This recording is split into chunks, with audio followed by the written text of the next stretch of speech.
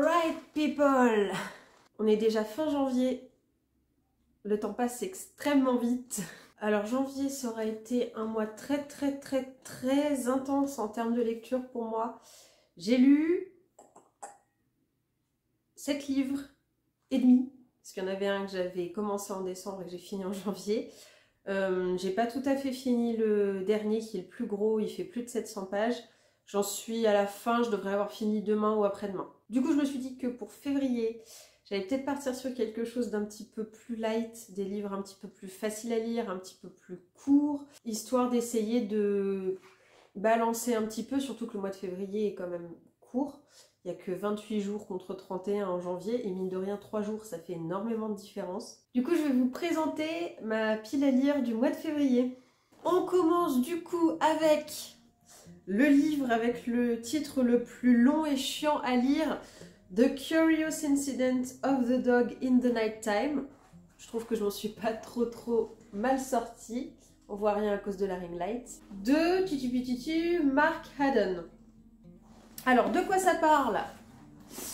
Il s'agit de l'histoire d'un jeune homme de 15 ans qui est atteint d'autisme, qui retrouve le cadavre du chien d'un de ses voisins, qui de toute évidence a été assassiné.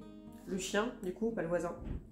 Et qui décide de mener l'enquête. Voilà, j'en dirai pas plus pour l'instant. J'ai pas cherché à en savoir plus non plus avant de le lire parce que j'ai pas trop envie de me spoiler. Pourquoi j'ai choisi ce livre?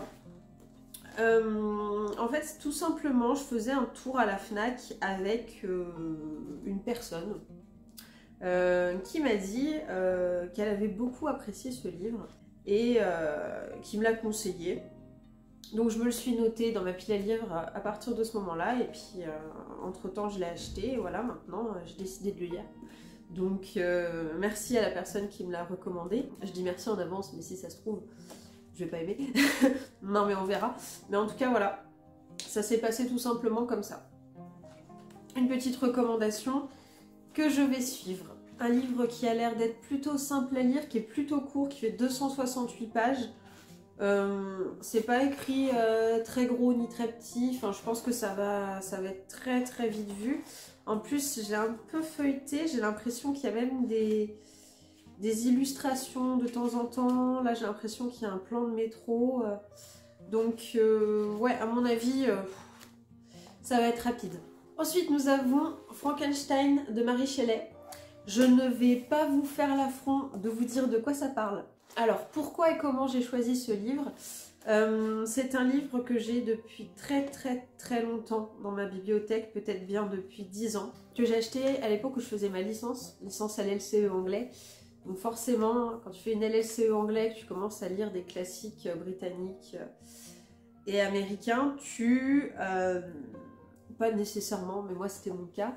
Et la plupart des gens que je connaissais, que je fréquentais à l'époque, c'était leur cas aussi. Ça te donne envie de lire plus de classiques, d'étendre un petit peu tes horizons, parce que on lisait pas du tout de fantastique, je sais pas exactement quelle catégorie ça peut être. Fantastique, horreur, je ne sais pas trop.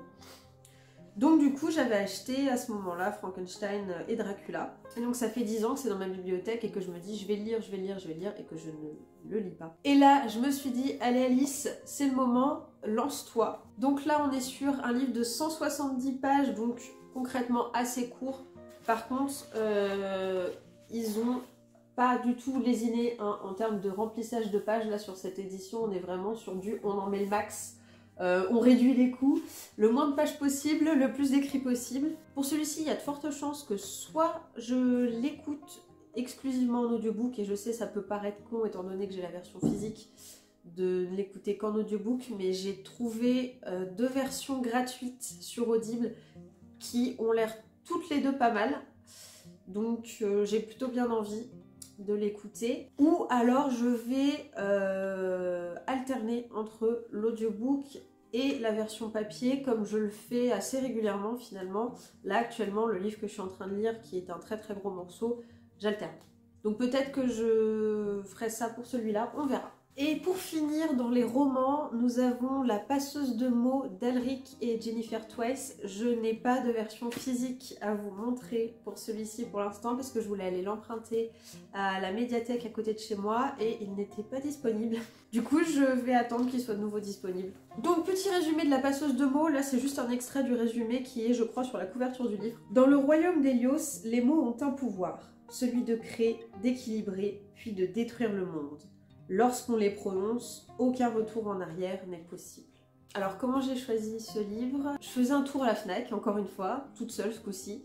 Je vais pas souvent à la FNAC, mais quand j'y vais en général, je reviens avec beaucoup d'idées. Et là je tombe sur ce livre avec une couverture absolument magnifique. C'était pas le seul que j'ai trouvé d'ailleurs comme ça ce jour-là. Mais voilà, je tombe sur ce livre avec cette couverture absolument magnifique, donc forcément moi, j'y vais. Je suis pas forcément très sensible au marketing et au packaging, sauf pour deux choses, la bière et les livres. Voilà, c'est très con, mais quand une bouteille de bière a une jolie étiquette, c'est comme ça, j'ai envie de l'acheter, bah, c'est pareil pour les bouquins. Et donc je tombe sur ce livre, je lis le résumé et je me dis « Ah, c'est bien un truc pour moi ». Et il y a un truc surtout en lisant ce résumé qui m'a particulièrement appelée, c'est que ça m'a énormément fait penser, déjà de par le titre et de par le petit résumé qui est donné, ça m'a fait énormément penser à La Passe Miroir. C'est une série que j'adore, que j'ai lue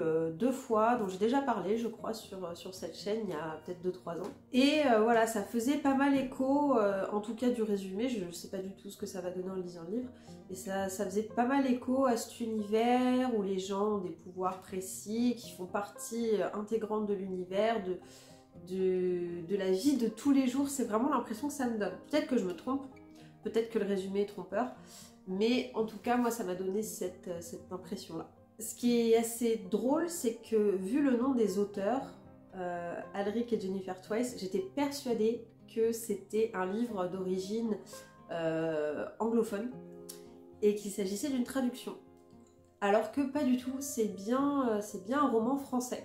Donc je vais pouvoir lire un roman français bien comme il faut, bien chez nous, pour une fois. Par contre, il s'agit d'un très gros livre, alors je sais pas combien de pages il fait exactement, mais il est bien épais comme ça. Donc effectivement, on est sur un très gros livre que je vais peut-être mettre un petit peu de temps à lire, mais vu qu'à côté de ça, j'ai choisi 2 romans franchement assez courts, je pense que je vais avoir bien le temps de me poser et de lire celui-ci. Ça va sûrement prendre la plus grosse partie du mois. Et sachant qu'il s'agit du premier tome d'une trilogie, je crois que c'est une trilogie, il me semble que jusque là il y a 3 tomes qui sont sortis. Après je me suis pas renseignée plus que ça, hein, j'ai vraiment été happée par la couverture et par le résumé. Mais voilà, selon si j'aime ou pas, dans l'année je lirai probablement la suite ou non, on verra. C'est pas fini, il y a encore des trucs sur ma pile à lire. J'aimerais bien ce mois-ci refaire 1 ou 2 vlog de lecture de BD comme je l'ai fait à la fin de l'année dernière, selon le temps que ça me prend, selon le temps que j'ai, 1 ou 2 vlogs. Et du coup j'ai prévu de lire bien évidemment les tomes 2 et 3 d'Elfenlied, comme j'avais lu les tomes 1 et 2 la première fois, de la même manière les tomes 3 et 4 de Fullmetal Alchemist, et bien sûr pour continuer sur les séries, les tomes 2 et 3, ouais c'est ça, 2 et 3 parce que j'en avais lu qu'un pendant mon dernier vlog, de Avatar The Last Airbender.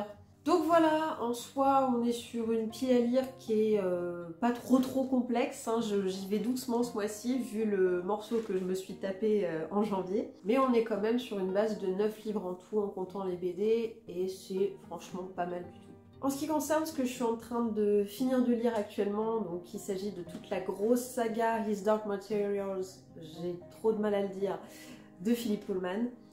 J'ai l'intention de faire une grosse vidéo à ce sujet parce que j'ai énormément de choses à dire. Mais je sais absolument pas quand est-ce que je vais être en capacité de la sortir. J'aimerais bien que ça se passe dans le mois, bien évidemment, mais c'est un très gros morceau. J'ai jamais fait ça en fait, prendre une saga entière et ne parler que de ça sur toute une vidéo, donc ça va être beaucoup de boulot. J'espère vraiment que je vais être capable de le faire. Donc voilà, c'est prévu, faut pas trop s'impatienter parce que ça risque pas d'arriver demain, mais c'est prévu. Sur ce, je vous laisse. J'espère que vous avez passé un bon mois de janvier, que ce début d'année n'a pas été trop rude dans le froid et dans la neige, en tout cas pour moi. Là, c'est galère, vraiment caille. Je suis toujours présente sur les réseaux sociaux, Instagram, Twitter, TikTok, je sais plus quoi d'autre. De toute façon, tout est en lien dans la description. N'hésitez pas à me suivre si ça vous intéresse. De la même manière, si cette vidéo vous a plu, partage, commentaire, blablabla. Tu connais quoi. Je vous dis à très bientôt pour une prochaine vidéo. Bisous.